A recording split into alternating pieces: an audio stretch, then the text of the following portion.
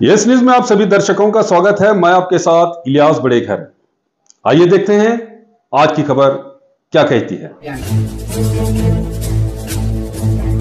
ಟಿಪ್ಪು ಸುಲ್ತಾನ್ ಅವರಿಗೆ, ಮೈಸೂರಿನ ಹುಲಿ ಟಿಪ್ಪು ಸುಲ್ತಾನ್ ಅವರಿಗೆ, बंधुगण सुल्तान के, टीपू सुल्तान के अब्दुल्ला का जन्मदिन है। सबको मुबारकबाद देता हूँ। स्टेज पर सब हमारे लीडर्स हैं, सामने भी हमारे लीडर्स हैं। हर बार आते रहना। ये टीपू सुल्तान जयंती हमें करने का चाहे, करते रहेंगे। टीपू सुल्तान भी करेंगे। महावीर साहब बोले सरकार बस हमें बसो जयंती भी करते हैं, अंबेडकर जयंती भी करते हैं, हर एक करते हैं। हमें एक गद्दार बोलता है, बीजेपी काड़े सो गद्दार बोलता है और रोड में आगे मसूती दौड़ा नमाज बेड़ता रहे। एक खरगे साहब है, वो आरएसएस रैली को क्या उन्होंने बयान करे थे, कोर्ट में गए थे और हिंग मारता वो उनको छोड़ को लेकर को यहाँ इसमें ये मुसलमान रोड पर नमाज पढ़ते हैं, रोड पर मस्जिद बनाते हैं। वैसा हमें रोड पर नमाज नहीं पढ़ते, पाक जगह रहे तो नमाज पढ़ते हैं, मस्जिद भी संत जगह रहे तो मस्जिद बनाते हैं। एक बीजेपी से उखाड़ को सटे सो एमएलए बोलता है, उसे दूसरी बात करने नहीं आता, उन्हें किधर से भी लेकर आता है, मुसलमान अखलाक बढ़ता है। वो बोले थे कौन, खरगे साहब, प्रियंका खरगे, उनको जवाब देना था। एक आठ देकर पुणे में प्रेस करने वाला था, नीन बोले दम मित्र और क्वांटर माड़ मुसलरू का क्वांटर ಮಾಡೋದು हरकत ಇಲ್ಲ।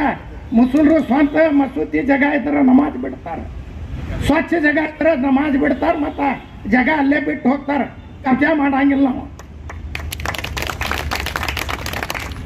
ये एमएलए को दूसरे बातें करने नहीं आता, उन्हें पीर पिरा को राजकीय के बारे में, वोट के बारे में करता है। उन्हें क्या मुसलमानों को बोला करने बोलता है, मैं वोट लेना है, मेरे पीछे हिंदू आना कर करता, कौन उसके पीछे जाते नहीं, करते नहीं। हमारे टीपू सुल्तान साहब का कयामत तक रहते हैं। कौन क्या बोले तो कौन क्या बोले तो टीपू सुल्तान साहब हमारे हिंदू मुसलमान सिख ईसाई सबके भी दिल में है, दिल में से कौन काट सकते नहीं। उनके वास्ते हर बार करेंगे, करते रहेंगे, परमिशन भी मांगेंगे, एक रैली करने की परमिशन मांगेंगे, इंशाल्लाह मांग को करेंगे। टीपू सुल्तान के, टीपू सुल्तान के। सुल्तान गोट व्यापारी अकीका, शादी, वलीमा और कुर्बानी जैसे और भी प्रोग्राम्स के लिए साल के 12 महीने सुल्तान गोट व्यापारी निसार अहमद बैरूडी से संपर्क करें। इनके पास हर किस्म के जैसे जवारी, कश्मीरी, राजस्थानी, सुराई बकरे अवेलेबल हैं। यहाँ आपको केजी के हिसाब से या नगद बकरे भी मिलेंगे। तो देर किस बात की, अपने प्रोग्राम्स को शानदार और सक्सेसफुल करके अपने मेहमानों और दोस्तों का दिल जीतने के लिए स्क्रीन पर दिए गए नंबर पर कॉल करके अपने मनपसंद बकरे हासिल करें। एड्रेस सुल्तान गोट व्यापारी, जेएम रोड, गच्ची महल बैक साइड, माशाअल्लाह हाउस, बीजापुर। जो तोप टीपू सुल्तान शहीद रहमतुल्लाह अलैह ने बनाया था, उस तोप को ले जाकर के बहुत दिनों तक वो रिसर्च करते रहे, लेकिन वो किसी भी तरह उस रिसर्च में नाकाम रहे। तो उसके बाद फिर वो मैसूर को आए। मैसूर को आकर के उन्होंने वहां से जो तोप बनाने की जो किताब थी, जो इसमें किताब में ये पूरा डायग्राम, इस तोप का पूरा खाका जो आज की तारीख में जिस तरह कंप्यूटर में पूरा एक सेट किया जाता है, उसी तरह एक किताब में पूरी तरह उसका खाका लिखा हुआ था। उसको पढ़ते हुए, उसके नक्श कार्यों को देखते हुए ब्रिटिश हुकूमत ने उस वक्त उसी तर्ज पर एक बेहतरीन मिसाइल बनाई, जो आज हजारों किलोमीटर का फासला तय करते हुए किसी भी मुखालिफत मुल्क को चिकनाचूर कर सकती है, भस्म कर सकती है। इसी तर्ज पर टीपू सुल्तान शहीद रहमतुल्लाह अलैह ने जो निचली जातियों पर जुल्म और ज्यादती होती थी उनको कपड़ा पहनने तक नहीं दिया जाता था। यही ब्राह्मणवादी लोग, यही मनुवादी लोग, यही आरएसएसवादी लोग, ये घटिया मानसिकता के लोग निचली जाति के लोगों को, उनकी औरतों को तन पर कपड़ा पहनने नहीं देते। ये सिर्फ तन पर कपड़ा पहनने की बात नहीं थी, उनकी इज्जत की बात थी। उनको अगर किसी ने तन पर कपड़ा पहनने की इजाजत दी, उनकी इज्जत को बचाया, उनको इज्जत का अधिकार दिया, तो वो टीपू सुल्तान शहीद रहमतुल्लाह अलैह। क्या ऐसे लोगों को, जो निचली धर्म के लोगों को इज्जत देते हैं, क्या उन्हें गाली देनी चाहिए? आज जिस तरह का माहौल बनाया जा रहा है, जिस तरह के हालात हैं, आप सब जानते हैं। एक दलित आईपीएस को खुदकुशी करने पर मजबूर किया गया, एक दलित सुप्रीम कोर्ट के सीजीआई को जूता फेंक करके उसे बेइज्जत करने की कोशिश की गई है। हम चाहते हैं कि इस तरह के कामों को तुरंत रोका जाए। जो भी हिंदुस्तान के लिए सही है, उस कदम में उसको आगे बढ़ाते हुए हम देश हित में काम करने की कोशिश करते रहे। हम किसी भी मानववादियों को आगे बढ़ने न दें। जैसे टीपू सुल्तान शहीद रहमतुल्लाह अलैह है, जैसे बाबा अंबेडकर साहब है, इन सबको याद करते रहे, इनके नक्शे कदम पर चलते रहे। मैं इतनी सी बात कहते हुए अपनी बात को खत्म करता हूँ। अस्सलाम वालेकुम रहमतुल्लाहि वबरकातुहू। ಸಮಿತಿಯ ಅಧ್ಯಕ್ಷರಾಗಿರ್ತಕ್ಕಂಥ ಇರ್ಫಾನ್ ಶೇಖ್ ಅವರ ನೇತೃತ್ವದಲ್ಲಿ ಹಮ್ಮಿಕೊಂಡಿರ್ತಕ್ಕಂಥ ಟಿಪ್ಪು ಸುಲ್ತಾನ್ ಜಯಂತಿಯ ಕಾರ್ಯಕ್ರಮಕ್ಕೆ ಆಗಮಿಸಿರ್ತಕ್ಕಂಥ ಅಬ್ದುಲ್ ಹಮೀದ್ ಮುಶ್ರೀಫ್ ಸಾಹೇಬರ ಆದಿಯಾಗಿ ವೇದಿಕೆ ಮೇಲೆ ಆಚರಣರಾಗಿರ್ತಕ್ಕಂಥ ಎಲ್ಲ ಗೌರವಾನ್ವಿತರಿಗಳಿಗೂ ಎಲ್ಲರಿಗೂ ವಂದಿಸ್ತಾ ಇದ್ದೇನೆ. 1750 ನವೆಂಬರ್ 10ರಂದು ತಂದೆ ಹೈದರ್ ಅಲಿ, ತಾಯಿ ಫಕ್ರುನ್ನಿಸಾಳ ಉದರದಲ್ಲಿ ಜನಿಸಿರ್ತಕ್ಕಂಥ ಕರುಣಿನ ಕುಡಿಯೇ ಹಜರತ್ ಟಿಪ್ಪು ಸುಲ್ತಾನರು. ಇಲಿಯಾಗಿ 100 ವರ್ಷ ಬಾಳುವುದಕ್ಕಿಂತ ಹುಲಿಯಾಗಿ 3 ವರ್ಷ ಬಾಳುವುದು ಲೇಸು ಎಂಬಂತೆ ಬ್ರಿಟಿಷರ ವಿರುದ್ಧ ಸ್ವಿವ ಸ್ವಪ್ನವಾಗಿ ಹೋರಾಡಿದ ಕೆಚ್ಚದೆಯ ಕನ್ನಡದ ಸ್ವಾತಂತ್ರ್ಯ ಹೋರಾಟಗಾರ ನನ್ನ ಟಿಪ್ಪು ಸುಲ್ತಾನ್. ಬ್ರಿಟಿಷರೊಂದಿಗೆ ಎಂದೂ ಸಂಧಾನ ಬಯಸದೆ ಅಪದ ಮನಿಗಳಲ್ಲಿ ಹರಿಯುವ ರಕ್ತದ ಕಣವನ್ನ ತಾಯ್ನಾಡಿಗೆ ಚೆಲ್ಲಿದ ಮೈಸೂರಿನ ಹುಲಿ ನನ್ನ ಟಿಪ್ಪು ಸುಲ್ತಾನ್. ನಾಸಾದಲ್ಲಿ ಇಂದಿಗೂ ನಿದರ್ಶನವಿರುವ ವಿಶ್ವಕ್ಕೆ ಪ್ರಪ್ರಥಮ ಬಾರಿಗೆ ಕ್ಷಿಪಣಿಯನ್ನು ಪರಿಚಯಿಸಿದ ಕ್ಷಿಪಣಿ ಜನಕ ನನ್ನ ಟಿಪ್ಪು ಸುಲ್ತಾನ್. ಭಾರತ ದೇಶದ ಸ್ವಾತಂತ್ರ್ಯಕ್ಕೋಸ್ಕರ ತನ್ನ ಒಳ ಹುಟ್ಟಿದ 2 ಮಕ್ಕಳನ್ನು ಒತ್ತೆಯಾಳನ್ನಾಗಿಟ್ಟು ಹೋರಾಡಿರ್ತಕ್ಕಂಥ ಏಕೈಕ ಭಾರತದ ಸ್ವಾತಂತ್ರ್ಯ ಹೋರಾಟಗಾರ ಯಾರಾದರೂ ಇದ್ರ ಅದು ಕೂಡ ನನ್ನ ಟಿಪ್ಪು ಸುಲ್ತಾನ್. ಕೆಳವರ್ಗದ ದಲಿತ ಮಹಿಳೆಯರು ಸೊಂಟದ ಮೇಲ್ಭಾಗದಲ್ಲಿ ಬಟ್ಟೆ ಧರಿಸದೆ ಓಡಾಡಬೇಕಿದ್ದ ಜಾತಿಯ ಆರ್ಭಟದ ಅಟ್ಟಹಾಸಕ್ಕೆ ಅಂತ್ಯ ಹಾಡಿ ಮಲಬಾರಿನ ಅಘೋಷಿತ ಶಾಸನವನ್ನು ರದ್ದುಪಡಿಸಿ ಕೆಳವರ್ಗದ ದಲಿತ ಮಹಿಳೆಯರ ಮಾನರಕ್ಷಣೆಗೆ ರೇಷ್ಮೆ ಬಟ್ಟೆಯನ್ನು ಕೊಟ್ಟ ತಾಯಿ ಭುವನೇಶ್ವರಿ ಮಾತೆಯ ವೀರಪುತ್ರ ನನ್ನ ಟಿಪ್ಪು ಸುಲ್ತಾನ್. ಹಜರತ್ ಟಿಪ್ಪು ಸುಲ್ತಾನ್ರು ಒಂದು ನಿದರ್ಶನ ಹೇಳ್ತೀನಿ ನಾನು ಈ ಸಂದರ್ಭದಲ್ಲಿ. ಹಜರತ್ ಟಿಪ್ಪು ಸುಲ್ತಾನ್ರನ್ನ ನೇರ ಎದ್ರ ಬದ್ರ ಹೋರಾಡಿ ಬ್ರಿಟಿಷರಿಗೆ ಸೋಲಿಸ್ಲಿಕ್ಕೆ ಯಾವತ್ತೂ ಆಗಲಿಲ್ಲ. ಅವಾಗ ಏನ್ ಮಾಡ್ತಾರೆ, ಲಾರ್ಡ್ ವೆಲ್ಲೆಸ್ಲಿ ಅಂತಕ್ಕಂಥ ಬ್ರಿಟಿಷರ ದೊರೆ ಸಹಾಯಕ ಸೈನ್ಯ ಪದ್ಧತಿಯನ್ನು ಜಾರಿಗೆ ತಂದಿರತಕ್ಕಂಥ ಲಾರ್ಡ್ ವೆಲ್ಲೆಸ್ಲಿ ಒಂದ್ ಬಾರಿ ಹಜರತ್ ಟಿಪ್ಪು ಸುಲ್ತಾನ್ ರವರ ಬಳಿ ಬರ್ತಾನೆ. ಟಿಪ್ಪು ಸುಲ್ತಾನ್, ನಿನಗಂತೂ ನಾವು ಇದ್ರ ಬದ್ರ ಹೋರಾಡಿ ಸೋಲಿಸ್ಲಿಕ್ಕಂತೂ ನಮ್ಮ ಕೈಲಿ ಆಗ್ತಾ ಇಲ್ಲ. ನಮ್ಮ ಮರ್ಯಾದೆಯ ಪ್ರಶ್ನೆ, ನೀವು ಒಂದೇ ಒಂದು ಸಾರಿ ಬಂದು ನಮಗ್ ಶರಣಾಗಿ ಬಿಡು ಸಾಕು, ನಿನ್ನ ಆಸ್ಥಾನವನ್ನು ನಿನಗೆ ಬಿಟ್ಟು ಬಿಡ್ತೇವೆ ಅಂತೇಳಿ ಟಿಪ್ಪು ಸುಲ್ತಾನ್ರಿಗೆ ಲಾರ್ಡ್ ವೆಲ್ಲೆಸ್ಲಿ ಅವರು ಹೇಳ್ತಾರೆ. ಅವಾಗ ಹಜರತ್ ಟಿಪ್ಪು ಸುಲ್ತಾನ್ ರವರು ಹೇಳ್ತಾರೆ, ಮೈ ಕಿಸಿ ಕಾ ಗುಲಾಮ್ ನಹೀ ಹೂ, ಮೈ ಸಿರ್ಫ್ ನಬಿ ಕಾ ಗುಲಾಮು ಅಂತಕ್ಕಂಥ ಮಾತನ್ನ ಹಜರತ್ ಟಿಪ್ಪು ಸುಲ್ತಾನ್ ರವರು ಹೇಳ್ತಾರೆ. ನಾನು ಯಾರ ಗುಲಾಮನೂ ಅಲ್ಲ, ಆ ಕೇವಲ ಅಲ್ಲಾ ಪರಮಾತ್ಮನ ಗುಲಾಮ ಅಷ್ಟೇ ಅಂತಕ್ಕಂಥ ಮಾತನ್ನ ಹಜರತ್ ಟಿಪ್ಪು ಸುಲ್ತಾನ್ ರವರು ಹೇಳ್ತಾರೆ. ಒಂದು ಹಜರತ್ ಟಿಪ್ಪು ಸುಲ್ತಾನ್ ರವರ ಖಡ್ಗ ಮತ್ತೊಂದು ಬಾಬಾ ಸಾಹೇಬರ ಲೇಖನಿ. ಇವೆರಡು ಭವ್ಯ ಭಾರತ ದೇಶದ ಭವಿಷ್ಯವನ್ನು ಬದಲಿಸಬಲ್ಲ ಎರಡು ಅಸ್ತ್ರಗಳಾಗಿವೆ. ಆದ್ರೆ ಸದ್ಯದ ಪರಿಸ್ಥಿತಿಯಲ್ಲಿ ಹೆಂಗಾಗತ್ತಪ್ಪ ಅಂತಂದ್ರ ಕೆಲವೊಬ್ಬ ಸ್ವಾರ್ಥ ರಾಜಕಾರಣಿಗಳು ತಮ್ಮ ಸ್ವಾರ್ಥ ರಾಜಕಾರಣದ ಬೇಳೆಯನ್ನು ಬೇಯಿಸಿಕೊಳ್ಳುವುದಕ್ಕೋಸ್ಕರ ಜಾತ್ಯತೀತ ದೊರೆಯಾಗಿರ್ತಕ್ಕಂಥ ಹಜರತ್ ಟಿಪ್ಪು ಸುಲ್ತಾನ್ ರವರ ಹೆಸರನ್ನ ಇವತ್ತಿನ ದಿನ ರೈಲ್ವೆ ಬೋಗಿಗಳಿಂದ ಕಿತ್ತು ಹಾಕಿರಬಹುದು, ಶಾಲಾ ಪಠ್ಯಕ್ರಮದಿಂದ ಹಜರತ್ ಟಿಪ್ಪು ಸುಲ್ತಾನ್ರ ಹೆಸರನ್ನು ಕಿತ್ತು ಹಾಕಿರಬಹುದು. ಆದ್ರೆ ನಮ್ಮಂತ ಲಕ್ಷಾಂತರ ಕೋಟ್ಯಾಂತರ ಅಭಿಮಾನಿಗಳ ಮನಸ್ಸಿನಿಂದ ತಾವು ಯಾವತ್ತೂ ಹಜರತ್ ಟಿಪ್ಪು ಸುಲ್ತಾನ್ರನ್ನ ಕಿತ್ತು ಹೋಗ್ಲಿಕ್ಕೆ ಸಾಧ್ಯನೇ ಇಲ್ಲ ಅಂತಕ್ಕಂಥ ಮಾತನ್ನ ನಾನು ಈ ಸಂದರ್ಭದಲ್ಲಿ ತಮ್ಮೆಲ್ಲರ ಮುಂದೆ ಹೇಳಲಿಕ್ಕೆ ಬಯಸ್ತೇನೆ. ಇನ್ನೊಂದು ಮಾತನ್ನು ಹೇಳ್ತೀನಿ ನಾನು ಈ ಸಂದರ್ಭದಲ್ಲಿ.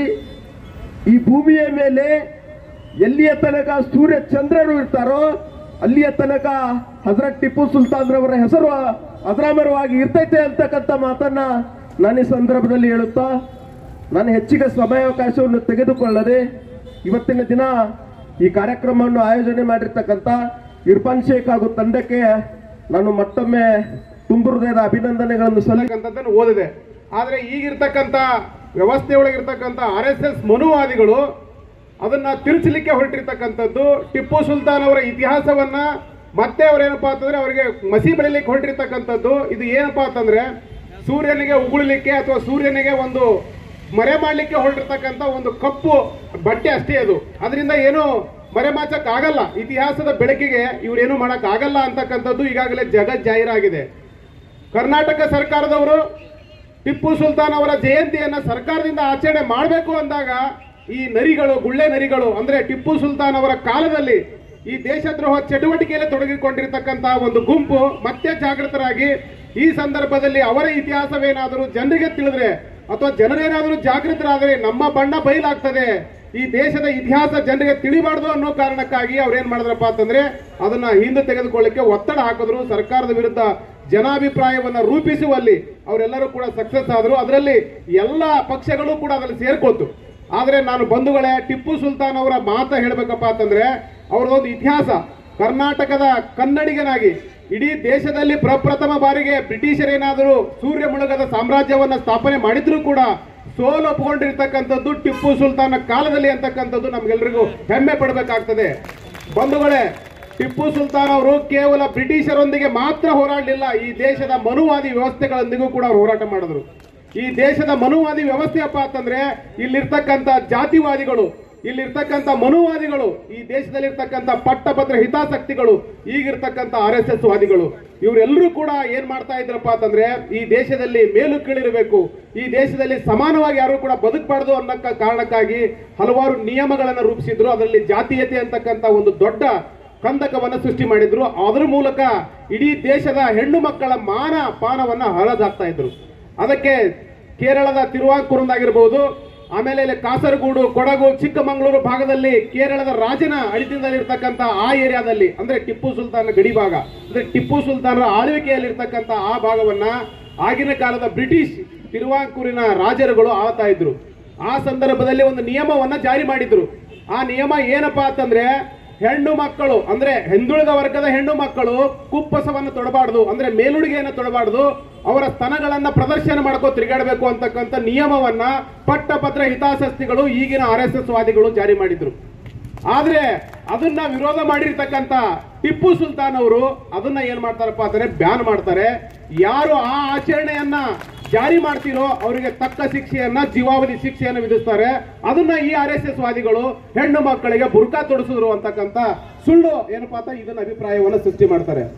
ಹೆಣ್ಣು ಮಕ್ಕಳಿಗೆ ಬೆತ್ತಲೆ ತಿರುಗಲಿಕ್ಕೆ ನೀವು ಹಚ್ಚಿದಾಗ ಅವರಿಗೆ ಬಟ್ಟೆನೆ ತೊಡಿಸಿರ್ತಕ್ಕಂಥ ಹಜರತ್ ಟಿಪ್ಪು ಸುಲ್ತಾನ್ ಅವರು ತಪ್ಪ ಇದು. ಈ ಬಟ್ಟೆ ತೊಡಿಸಿರ್ತಕ್ಕಂಥ ಹಜರತ್ ಟಿಪ್ಪು ಸುಲ್ತಾನ್ ಅವರಿಗೆ ಬುರ್ಕಾ ತೊಡಿಸಿದ್ರು, ಧರ್ಮಾಂತರ ಮಾಡಿದ್ರು ಅಂತಕ್ಕಂಥ ಸುಳ್ಳು ಅಭಿಪ್ರಾಯವನ್ನು ಸೃಷ್ಟಿ ಮಾಡಿ ಅವರಿಗೆ ಕಪ್ಪು ಚುಕ್ಕಿಯನ್ನು ತರಲಿಕ್ಕೆ ಪ್ರಯತ್ನ ಮಾಡ್ತಿರಲ್ಲ. ನೀವು ಎಂತ ನಾಚಿಕೆ ಕೆಟ್ಟಿರ್ತಕ್ಕಂಥ ಒಂದು ಸಂಸ್ಕೃತಿಯಿಂದ ಬಂದಿರಬಹುದು.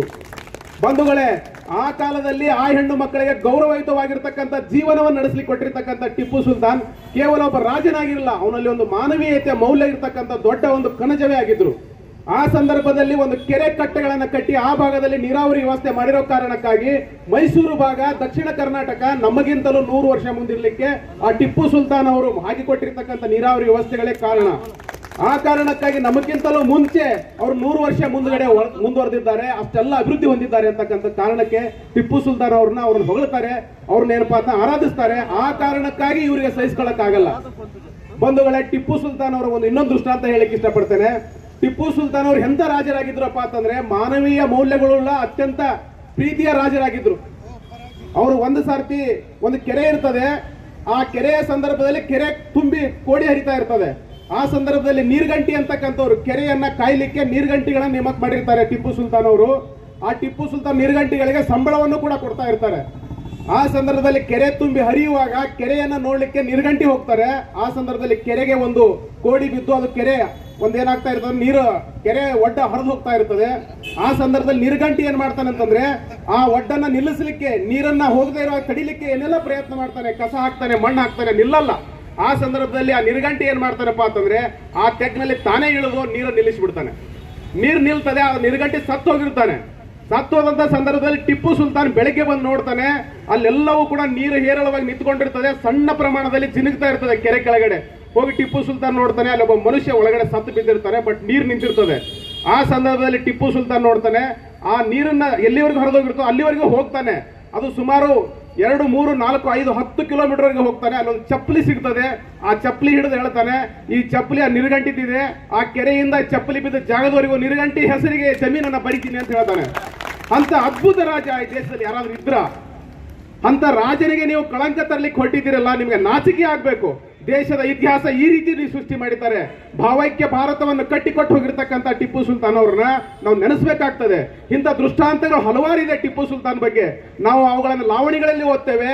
ದಕ್ಷಿಣ ಕರ್ನಾಟಕದ ಹಾಡುಗಳಲ್ಲಿ ಟಿಪ್ಪು ಸುಲ್ತಾನ್ ಇದ್ದಾನೆ, ದಕ್ಷಿಣ ಕರ್ನಾಟಕದ ದೇವಾಲಯದ ಮಂತ್ರಗಳಲ್ಲಿ ಟಿಪ್ಪು ಸುಲ್ತಾನ್ ಇದ್ದಾನೆ. ಟಿಪ್ಪು ಸುಲ್ತಾನ್ ಅಷ್ಟೇ ಅಲ್ಲ, ಎಲ್ಲ ಮನೆಗಳಲ್ಲಿ ಕೂಡ ಟಿಪ್ಪು ಸುಲ್ತಾನ್, ದಕ್ಷಿಣ ಕರ್ನಾಟಕ, ಇಡೀ ಕರ್ನಾಟಕದ ಕಂದನಾಗಿ ಟಿಪ್ಪು ಸುಲ್ತಾನ್ ಏನಪ್ಪಾ ಅಂತಾನೆ ಮೈಸೂರಿನ ಹುಲಿಯಾಗಿ ಮೆರೆದಿದ್ದಾನೆ. ಇದಷ್ಟೇ ಅಲ್ಲ, ನೀರಾವರಿಗಳು, ಸೈನ್ಸ್ಗಳು, ಮಿಸೈಲ್ಗಳು ಎಲ್ಲವನ್ನೂ ಕರ್ನಾಟಕಕ್ಕೆ ಕೊಡುಗೆಯಾಗಿ ಕೊಟ್ಟು ಹೋಗಿರ್ತಕ್ಕಂಥ ಟಿಪ್ಪು ಸುಲ್ತಾನ್ ಅವ್ರನ್ನ ನೀವು ಹೇಡಿ ಅಂತೀರಾ? ನೀವೆಂತ ಹೇಡಿಗಳು ಅಂತಕ್ಕಂಥದ್ದು ಇತಿಹಾಸ ಹೇಳ್ತದೆ. ನೀವು ಬ್ರಿಟಿಷರ ಬೂಟಿ ನೆಕ್ಕಿರ್ತಕ್ಕಂಥವ್ರು, ಒಬ್ಬ ವೀರನಿಗೆ ಕೊಡಬೇಕಾದ ಬಿರುದನ್ನೇ ಕೊಟ್ಟಿದ್ದೀರಾ ಹೊರತು ನೀವು ವೀರನ ಜೊತೆಯಲ್ಲಿ ಸೆಣಸಾಡಕ್ಕಾಗಲಿಲ್ಲ, ನಿಮಗೆ ವೀರನ ಜೊತೆಯಲ್ಲಿ ಮಾತನಾಡಕ್ಕೂ ಆಗ್ಲಿಲ್ಲ. ಅಷ್ಟು ನಾಲಾಯಕರಿದ್ದೀರಿ ನೀವು. ಆ ಕಾರಣಕ್ಕಾಗಿ ಮತ್ತೆ ನಾವು ಟಿಪ್ಪು ಸುಲ್ತಾನ್ ವಂಶಸ್ಥರು ಅವರ ಬಗ್ಗೆ ನಾವು ಮತ್ತೆ ಹೆಮ್ಮೆಯಿಂದ ಹೇಳ್ತೇವೆ. ಮೈಸೂರಿನ ಹುಲಿ ಟಿಪ್ಪು ಸುಲ್ತಾನ್ ಅವರ ಜೀವನ ಮತ್ತು ಅವರ ಕಥೆ ಅಮರವಾಗಿರ್ತದೆ. ನಾವೆಲ್ಲ ಇರುವವರೆಗೂ ಕೂಡ ಟಿಪ್ಪು ಸುಲ್ತಾನ್ ಅವರು ಅಮರವಾಗಿರ್ತಾರೆ. ಮತ್ತೊಮ್ಮೆ ಜೋರಾಗಿ ಹೇಳಿ, ಮೈಸೂರಿನ ಹುಲಿ ಟಿಪ್ಪು ಸುಲ್ತಾನ್ ಅವರಿಗೆ, ಮೈಸೂರಿನ ಹುಲಿ ಟಿಪ್ಪು ಸುಲ್ತಾನ್ ಅವರಿಗೆ ಜೈ ಭೀಮ್, ಜೈ ಪ್ರಬುದ್ಧ ಭಾರತ. ಜಯಂತಿಯ ಶುಭಾಶಯಗಳನ್ನು ಹೇಳ್ತಾ, ಈ ಶುಭ ಸಂದರ್ಭದಲ್ಲಿ ವೇದಿಕೆ ಮೇಲೆ ಆಸೀನರಾಗಿರುವ ಅವರಿವರೆನ್ನದೇ ಎಲ್ಲ ನಮ್ಮ ಪಕ್ಷದ ಹಿರಿಯ ಮುಖಂಡರೇ ಹಾಗೂ ಇಲ್ಲಿ ಆಗಮಿಸಿರುವ ಎಲ್ಲ ಹಿರಿಯರೇ, ನನ್ನ ಸಹೋದರರೇ, ಇವತ್ತಿನ ದಿವಸ ಟಿಪ್ಪು ಸುಲ್ತಾನ್ ಜಯಂತಿ. ಅವರ ಆದರ್ಶಗಳನ್ನ ಪಾಲನೆ ಮಾಡೋದು ನಿಮ್ಮೆಲ್ಲರ ಕರ್ತವ್ಯ. ಟಿಪ್ಪು ಸುಲ್ತಾನ್ ಒಬ್ಬ ವೀರ, ಶೂರ, ಧೀರ, ಬ್ರಿಟಿಷರ ಹೋರಾಡಿದಂಥ ಒಬ್ಬ ಧೀರ. ಅವರ ಆದರ್ಶಗಳನ್ನ ಪಾಲನೆ ಮಾಡೋದು, ಅವ್ರನ್ನ ಸ್ಮರಿಸೋದು ನಿಮ್ಮೆಲ್ಲರ ಕರ್ತವ್ಯ ಅಂತ ಹೇಳಿ ಇನ್ನೊಮ್ಮೆ ಟಿಪ್ಪು ಸುಲ್ತಾನ್ ಜಯಂತಿಯ ಶುಭಾಶಯಗಳನ್ನು ಹೇಳ್ತಾ ನನ್ನ 2 ಮಾತಿಗೆ ವಿರಾಮ ಹೇಳ್ತೀನಿ. नमस्कार, जय हिंद, जय कर्नाटक। दिल से शुक्रगुजार हूँ जिन्होंने आज टीपू सुल्तान रहमतुल्लाह अलैह का जन्मदिन मना रहे हैं।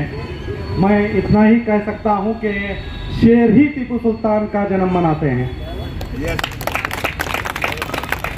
रही बात आज एक अजीम और एक ऐसे फ्रीडम, हिंदुस्तान के पहले फ्रीडम फाइटर का जन्मदिन मनाया जा रहा है, जिसे नफरती नेता कितना भी बदनाम करने की कोशिश करें वो कभी बदनाम होने वाला नहीं है। वो नाम है शेर मैसूर टीपू सुल्तान। मैं आपको बता दूं, टीपू सुल्तान को जो बदनाम करने की साजिशें करते हैं, जो टीपू सुल्तान के नाम से हिंदू मुसलमान को लड़ाने का काम करते हैं, ऐसे भोंकने वाले नेताओं को मैं सीधे कहता हूं, अगर टीपू सुल्तान हिंदुओं के खिलाफ है तो बताइए। हेलो,